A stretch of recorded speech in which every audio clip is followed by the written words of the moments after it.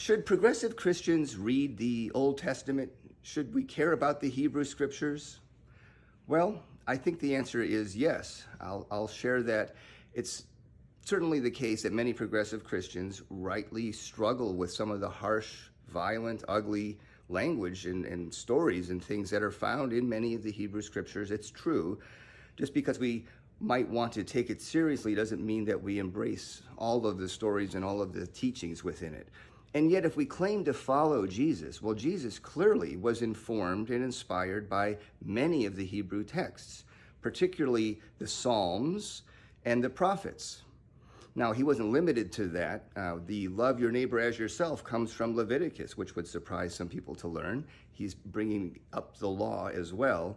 And yet he was really informed by the Psalms and the prophets, and the calls to social justice, to putting faith into action. And that's what really matters to God.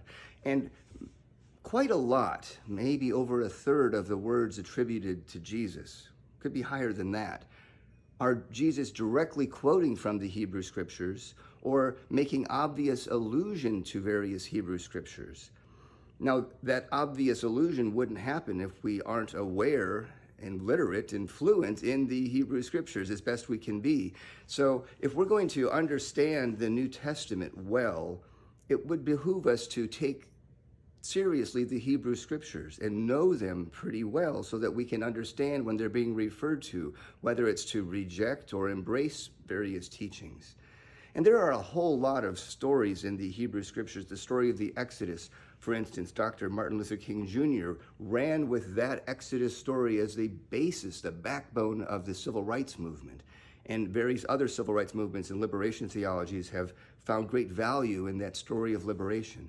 So yes, we should take it seriously, but we don't have to embrace all of it, and we don't have to read it literally.